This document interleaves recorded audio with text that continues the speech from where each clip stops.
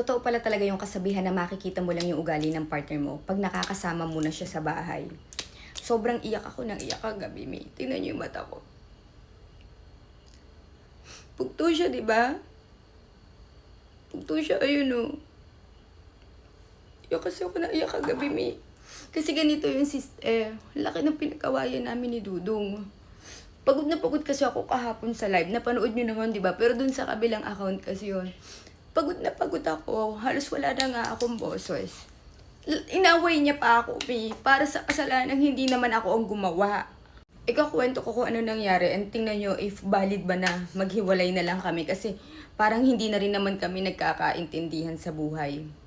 Habang nagla-live ako kahapon dun sa kabila kong account, kasi nga sale ngayon, end day sale. Kumbaga, nagtatrabaho naman ako. Hindi naman ako mima yung tao na palakwalakwat siya. Hindi ako ganun, Mi.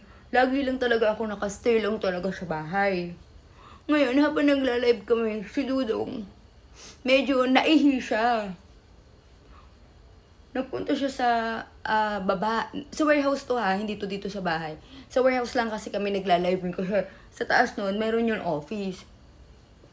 Nagpunta siya sa baba. Kaya pala pansin ko kahapon, iba na yung ano niya sa akin. Iba na yung, parang alam mo yung, di ba? Alam mo naman yung tao, nagpa-plastic lang kasi maraming mga taong nasa paligid. Pero alam mo na parang medyo naiinis na siya sa'yo. Ganun yung atake niya kahapon sa akin. May parang, halatado ko na parang may galit na siya. Pero dahil maraming tao, marami kaming albin doon kahapon, ilang kami doon, kulang-kulang 10 kami. Parang tumatawa-tawa na lang siya sa akin, ganun, or umi-smile, parang sweet pa yung atake. Pero nararamdaman ko, kasi nung pinakain ko siya, ayaw niya kumain. Sabi ko, parang isang araw na siya hindi kumakain. So parang nahalata ko na may something na talaga. So ayun na nga, busy kami sa kaka-live kahapon. Si Dudong pala, naihi. Lahat kasi ng tao, Mima, medyo busy sila ng a little bit. Ngayon, pag ihi niya doon sa CR, nakakita daw siya ng 3 giant na cockroach.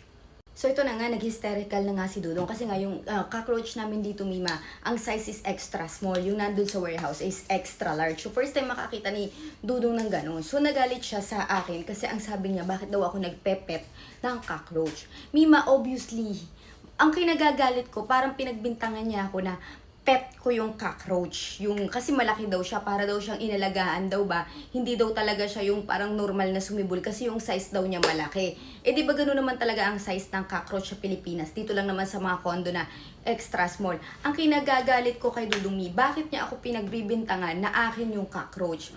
Unang-una, aking pet yung cockroach. Unang-una, hindi ako nakastay sa warehouse, si Celine. Parang gano'n. And then, ang second, bakit ako? Nung bumaba ako, andun yung cockroach, tumakbo siya. So obviously, basically, hindi kami close ng cockroach. Kitang-kita naman na tumakbo yung cockroach nung nakita ako. Kung nakita ako, tas lumapit ang cockroach, pet ko yun. Kaya ang pinagtataka ko, bakit ako ang pinagbibintangan niya? So sa, parang na-hurt bagay yung feelings ko. Kasi imbis na si Celine yung pagtuunan niya, kasi parang sila Celine at saka yung cockroach ang close, parang ako. Ang kinaiinis ko, parang mas favorite na niya si Celine. Kaya parang gusto ko maghiwalay na lang sana kami. Tingin niyo, Mi. Hindi ko kasi ito kakayatin. Tingnan niyo, sobrang sad ko na. Depressed ako.